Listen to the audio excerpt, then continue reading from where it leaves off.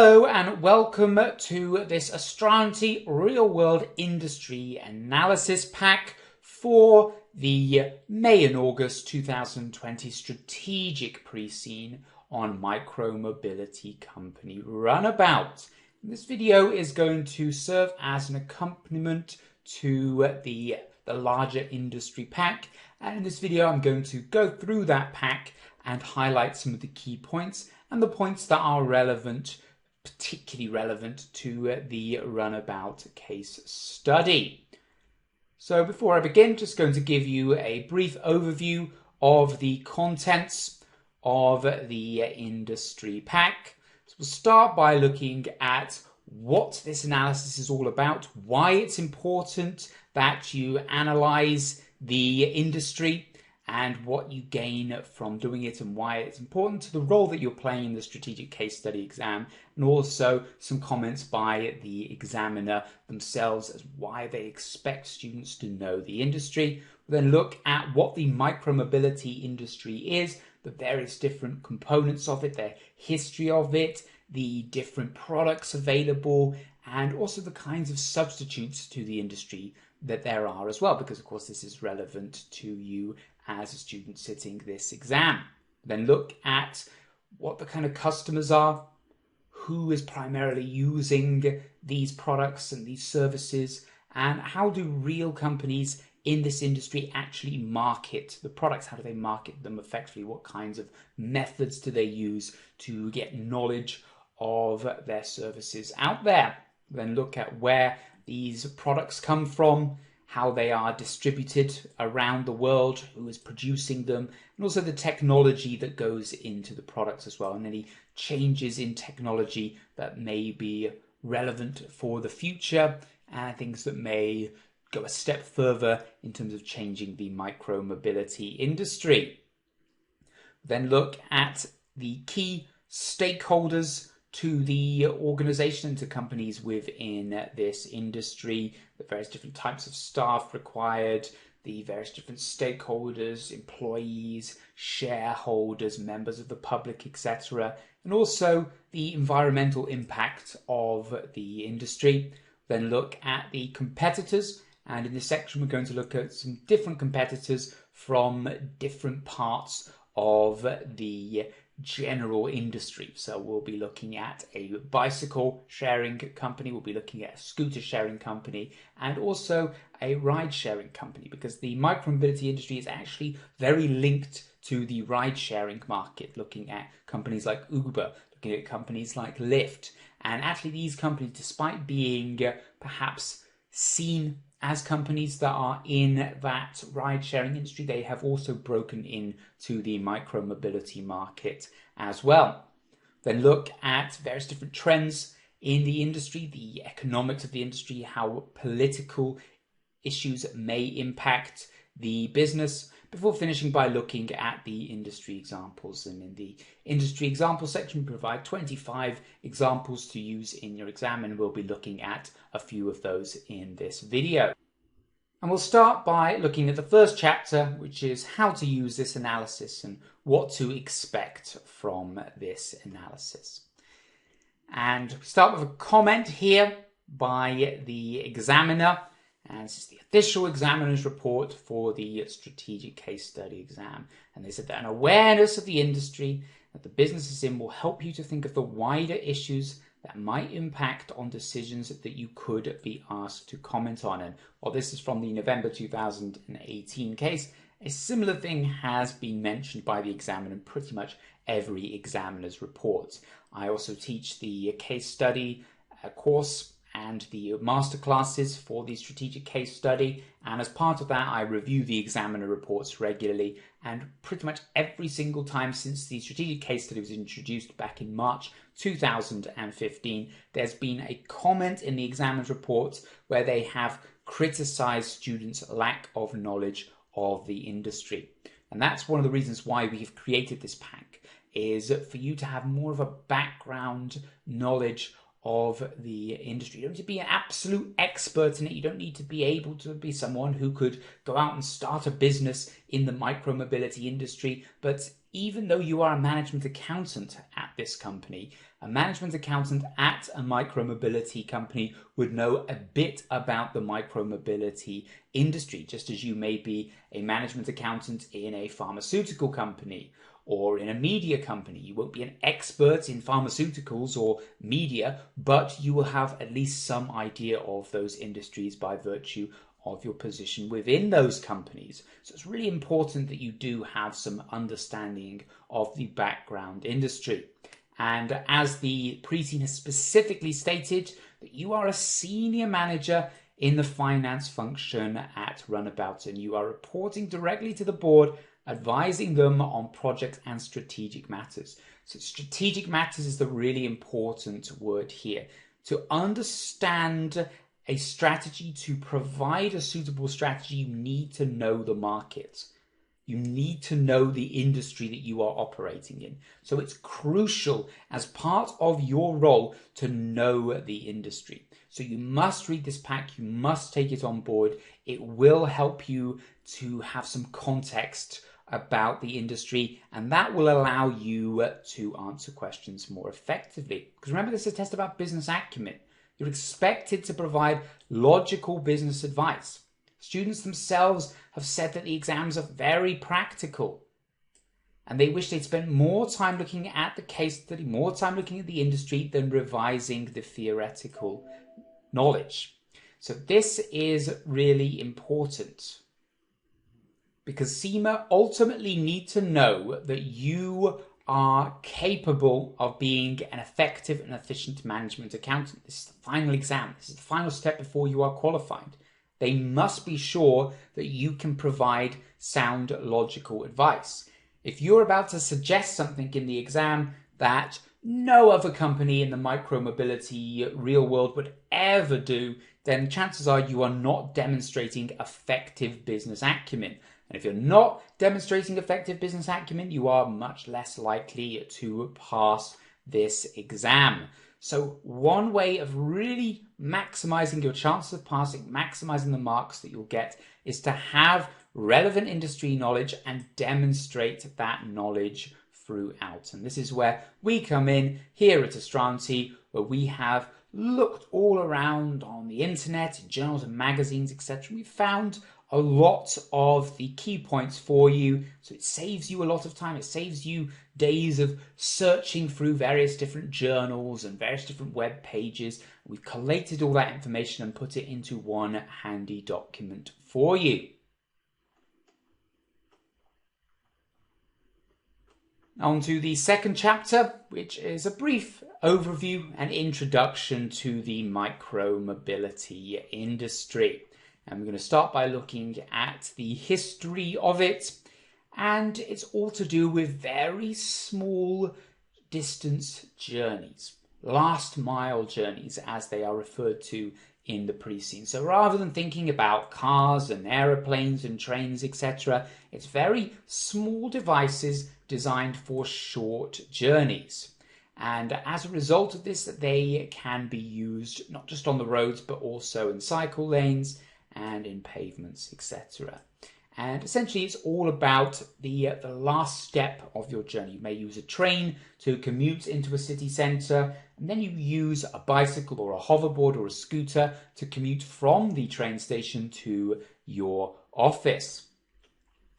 And the history of micromobility actually goes back a lot further than you expect. You think it might be a very recent thing, but actually, if you think of the bicycle as being one of the main types of micromobility, the bicycle has actually been around for a long time. It's been around since 1817, and it's been very fashionable in cities like London since 1819.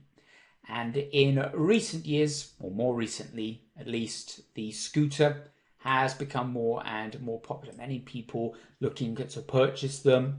And as a result of this rise in popularity, it's just become a part of everyday life, something that people use. And since the 2000s, where advancements in technology has allowed for very powerful batteries to be made, batteries that are safe, batteries that are small, and therefore inserted into these sorts of products. And that has led to a rise in the technology and therefore the use of these products. Again, using smartphones and GPS applications, etc., has been able to allow individuals to have maps on their phone to be able to map routes through cities in a way that they have never been able to do so before. And this has also been utilized by organizations who have used this sort of technology as ways to incorporate it into the micro-mobility market by having perhaps apps that track locations, that track the movement of users, and also where the docking stations are for the various forms of transport. And the one that you're probably most familiar with, particularly if you live in the United Kingdom, is the Boris bike, or now known as the Santander bike, which started in 2010. This is one of the most famous bike sharing schemes, at least in the UK, if not in the world. And I'm sure you've seen plenty of these sorts of bikes around where people are able to purchase the bikes, to rent it from one docking station and take it to another location and then drop it off, and then they're charged a rate for doing it. But it's really exploded since then.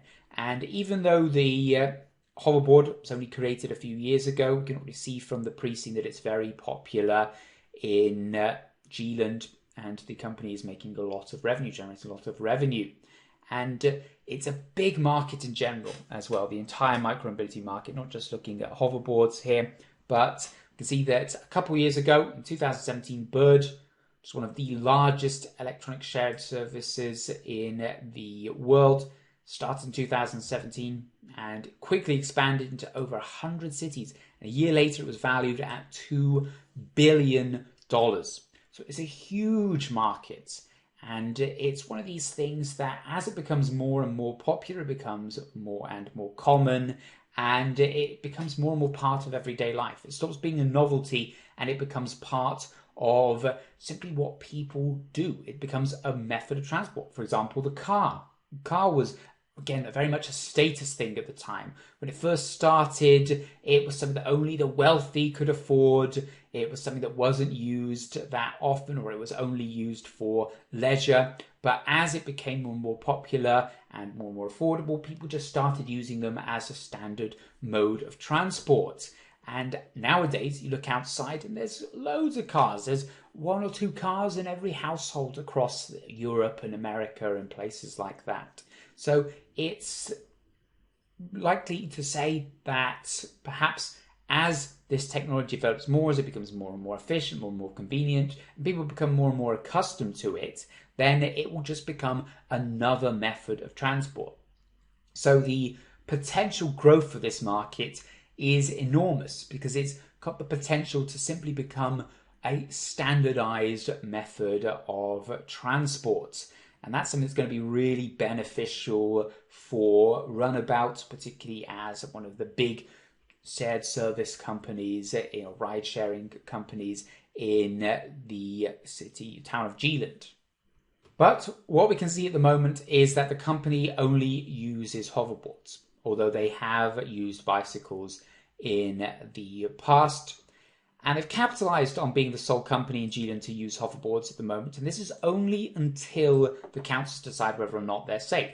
So this potentially doesn't really have a good outcome for Runnabout, in that they either say they're not safe and they stop letting Runnabout have them in the cities, or they say that they are safe and they open it up to other competitors as well. So they perhaps do need to spread out into other forms of ride sharing, such as the scooters or the bicycles. Perhaps it's time to go back into the bicycle market, given that they now have the brand name, given that they now have the resources, which perhaps they didn't have at the time, and as a result they couldn't make it a success. They had to differentiate to set themselves apart, but now that they are a much bigger, more powerful company, it's time to go back into those other markets to ensure the sustainability of the organization. And Runnabout has demonstrated a commitment to ensuring this service remains convenient. And that's really important because the more convenient it is, the more competitive it is. People are not going to want to use these services if they are a hassle to use. It's supposed to be a form of convenience. It's not just to run around on them for fun. It's supposed to be making consumers, making commuters' lives easier. And so the more convenient they can make their service, the more effective the service will be, the more people will appreciate it, and the more that they will use it. So ensuring that the infrastructure is there to make sure that there are hoverboards in the right docking stations at the right time, for example, during the rush hour, and also to keep the repairs up together to ensure that the products are accessible and their use is accessible, but also for the safety as well. I have to think about the safety of the consumers who are using these products and they're not injured whilst they're using them by batteries overheating, and also that they are using them safely so the pedestrians are not injured. And as I've already mentioned, there are several different types of product in the micro-mobility market. Of course, we know about hoverboards, some examples of different types of hoverboard there, the Zinc Smart X, the Pro hoverboard. And essentially these are two-wheeled, self-balancing without handlebars. It's simply a board with some wheels on that keeps itself balanced, and you lean forward or backwards to make it go forward or backwards. And there are other types in the micro-mobility market. We've got electric bicycles and also traditional bicycles being pedal-powered, like Boris bikes, and then also electric bicycles, which are ones that have an electric motor that supports the pedaling process. So it is a lot less effort for the user, and that can also make it a more convenient product, because if you're expending less energy, then it is a more efficient way of you traveling around. It's no good getting to the office on a bike if you're exhausted and then can't work effectively. That's not benefiting you as a user, benefiting you as a consumer. And also electric scooters as well. And these were essentially where you just stand on the scooter holding onto the handlebars and it just goes along using a battery. And the one thing that the hoverboard, the electric scooter and the electric bicycle do have to contend with that the traditional conventional bicycles won't is that the docking stations do need to have the capability of charging the batteries.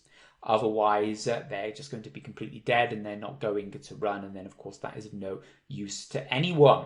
An important thing to consider when we're talking about energy and electricity is where is it coming from as well, because there's an obligation on organizations to be environmentally friendly, there's an ethical obligation as well, particularly given the demographics of these sorts of products and services. The people that use them are more likely to be more aware of these sorts of issues. A lot of them are younger, millennial generations who are very interested in whether organizations are using renewable energy or not. So that's something to consider as well. And in the real world, there are lots of different companies. None that actually use hoverboards at this point in time. Mostly they use electric scooters, bicycles and electrical bicycles. And the main competitors at the moment are companies like Skip Scooters, Tier Mobility, Yo Bike, Hello Bike, Nextbike Lime, Burned, etc. As well as, and this may be the one that surprises you, is Uber and Lyft. We think of Uber and Lyft as being the big ride-sharing companies, as in with cars, but actually they have broken into the electric bikes and the electric scooters markets as well. And also the technology used by these sorts of companies, if you exclude the cars themselves, the actual geotechnology with the apps, location devices, etc., is very much the same. And also where their competitors, not in a completely direct sense with regards to cars, it's not directly competing with micromobility, it is a substitute because it's used in the same fashion. People do not use Ubers and Lyfts to go large journeys that they would usually take a plane or they would take a train for. They use them for the same journey that they would be using a micro-mobility product for. They use it to go from the train station to the office. So whilst they may not be competing with us in terms of the ride-sharing market completely directly, it's a substitute to our services. So therefore they are competitors. And actually Uber and Lyft are really important, despite not necessarily on your initial sight of those two companies thinking that they would be. They're actually going to be really important as we progress through this industry pack, because there's a lot of important information relating to those companies and their attempt to break into the micro-mobility market. And on top of Lyft and Uber, we're also going to look at some of these various different competitors, direct competitors in the micro-mobility market, and particularly companies like Lime and Bird, two of the big USA companies, and how they have been operating over the last couple of years. And a lot of the information from these companies has actually obviously been used by CIMA when they have created the pre-scene. And we look at companies like TIA Mobility, a lot of the comments on their website with regards to stakeholders, with regards to their mission statements, etc., is very similar to the ones given in the pre-scene.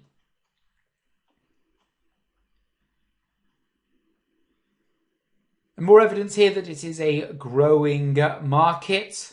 Say that in 84 million trips were made on shared bikes and scooters in 2018, and this was more than twice as the year before. And actually, in the not too distant future, up to 15% of trips that are under 5 miles could be made using micro-mobility services such as shared bikes and shared hoverboards, shared scooters, etc. A potential market size of $300 billion. So it's a very lucrative industry, but what's important as well is it has much more of a positive environmental impact, as it would reduce the amount of people using cars. And also, it's important that the technology with regards to the docking is also kept up to scratch as well. There's no point in having advancements in hoverboards, advancements in scooters, etc., if you're not also going to have improvements in the technology. And so the GPS location systems are very, very important here. And it's important that the company keeps them up to date, keeps the maps updated, keeps all new developments in the technology integrated into its apps as well, to ensure that it's convenient, to ensure that it is safe. And there's also advancements in dockless services as well, which is where you don't actually have to dock the device. And this is more problematic for ones that are battery powered, because of course they have to find a place to be charged. They can't be charged by remote sense. They have to be plugged into a docking station. So there is an extra feasibility issue there. Whereas perhaps for traditional bicycles or traditional scooters, which don't have battery powers, that would be all right. But there is some problems as well with them, as they are vulnerable to vandalism, because they can often just be left around. People don't have to pay to take them. They don't have to pay to get them to activate. But you could just pick them up off the streets without having to pay for it. So people have been vandalizing them. People have also been leaving them just wherever they are. So they're all just cluttered around the streets, rather than when you have a dock where it is neatly put away in its docking port. And also they have to be robust enough to be frequently used and perhaps potentially almost mistreated, rather than being looked after nicely. If you think about just how often these will be in use, if you purchase your own scooter, your own bicycle, etc., you might use it once a day for a short trip. But if these are being used as a rental service, they could be in use for 20 hours a day potentially. It could be used by all sorts of different people, different weights, different ways in which they treat it, etc. And it could be used 20 hours a day every single day for months and months and months. So ensuring one is safe, ensuring one that doesn't break down, ensuring that they don't depreciate as slowly, or they depreciate as slowly as possible, is really important. And also the battery power as well. One of the problems for the electrical market is the use of the batteries, and how the batteries perhaps will break down, or they will overheat, or they perhaps just lose their charge over time. And as a result, the hoverboards keep running out of battery more quickly. And as we know, the company did look at bicycles and then electric bicycles before moving to hoverboard rental. And this was because, of course, they had problems with breaking into the electric bicycle market. And at the time, the demand was decreasing. But now we can see that the demand hasn't decreased because companies like DocBike, etc., are still seeing the benefits of it, and the governments are pushing on it, as you saw from the articles, etc. So again, it could be the right time to re-enter that market. We also know that the company does have competitors in the micromobility market, but also in the substitute market, traditional public transport and ride-sharing services, Uber, Lyft, etc. And one of the main differences here is the product range and the diversity of the product range. So a company like Lime does offer multiple types, whereas Runnabout is wholly reliant on hoverboards.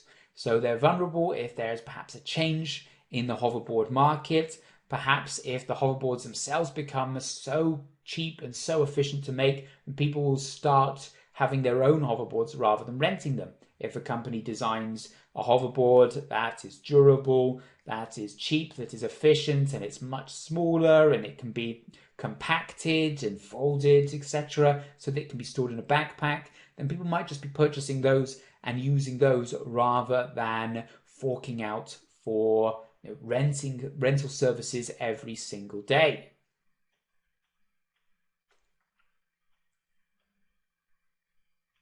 It's also important that the company does look at advancements in technology. It was mentioned in the mission statement that they utilize new and existing technology. So keeping an eye on different changes to the design, different changes to batteries, also looking at what other perhaps suppliers are doing as well. Yes, they do have a relationship with Menering, and this is its only supplier at this point, but it could be that there are other suppliers out on the market that are producing things that last longer, producing things that have safer batteries, etc. And it's always important as a senior manager to consider these things rather than just always going with what you know. Obviously, it's important to remember that you can't just switch suppliers over lunchtime, and don't suggest that in your exam because that will show that you don't have any business acumen, because of course you can't just change supplier over lunchtime if you've got one company that you rely on for hundreds of thousands of hoverboards a year, etc.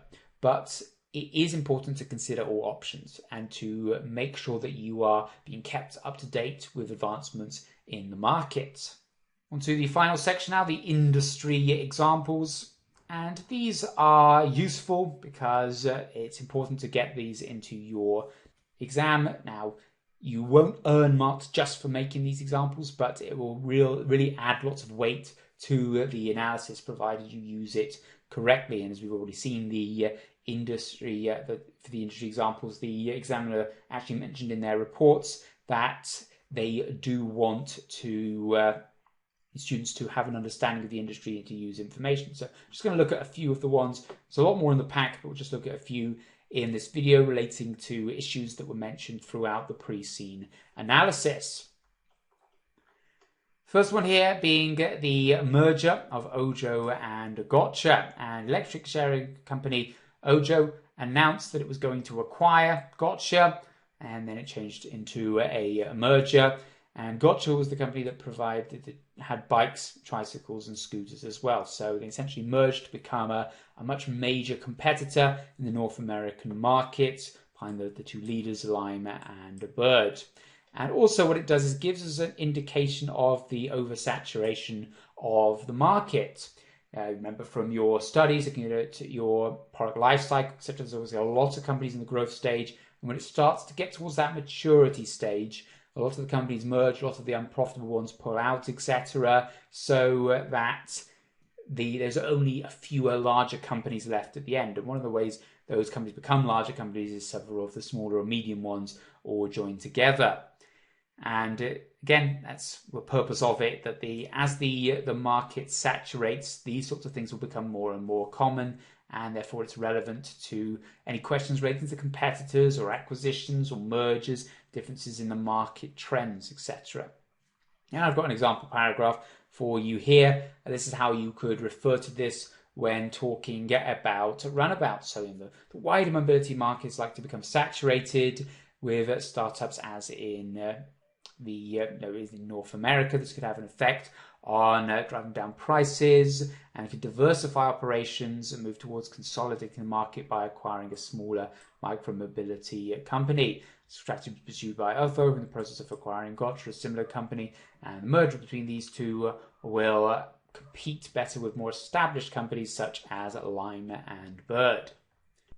So thank you for watching this video. I hope you have enjoyed it, and more importantly, you have found it useful. I'd like to finish by just telling you a few things about the products that we produce here at Astrology and the ones that are part of our course. So these materials can all be purchased as part of the course or purchased individually. So we have our study text. We have 3 study texts for all the objective test exams. So 3 study texts for E1, P1, F2, F3, etc. But we also have the study text specifically for the case study exams, split into 2 parts. The first is about how to approach the exam, how to analyze the information, how to plan your answers, how to write your answers, and also the second part, which looks at the key theories from the objective test levels that are relevant to the particular case study. So if you are looking at P2, F2, E2 for the management exam, F3, P3, E3 for the strategic case study exam, and so on. We have our course videos, which look at how to plan your answers, how to manage your time effectively. These are the key reasons why people fail the exam. We have our pre-scene analysis, which looks at the pre-scene in a lot of depth, applies key information to that, and also concludes with the strategic analysis, where we look at the various different models in the CIMA syllabus and apply them to the case, and also the top 10 most likely issues to arise in your exam. Generally, we have a 70 to 80% accuracy rate on our top 10 issues. Our industry pack, which details in great depth the history and the current contemporary issues within the particular industry that the pre-scene is based on. We also have 20 to 25 industry examples that you can use within your answers. We have mock exams that can be purchased with or without marking and feedback, where you can get some real exam practice in, look for the kinds of things that the examiner is going to bring up in the exam, and also get marking and feedback from expert markers who have marked for CIMA and for us for many years, who know exactly the kinds of things that the examiner is looking for, exactly the kinds of mistakes that students often make, and can provide lots of detailed feedback to ensure that you improve on your performance. We also have our master classes, which are 2 day-long classes which look at all the key issues facing students in the exam. We will also go through live planning, showing you how to plan your answers effectively, how to write your answers effectively. Again, key things that cause people to fail the strategic case study exam, or any of the case study exams for that matter. And also, if you do sign up for our course, provided that you have filled out your forms, provided that you have submitted your mocks, provided you have done everything to show that you have really given it your all to try and pass this exam, we also offer a pass guarantee, giving a free resit to anyone who fails the exam.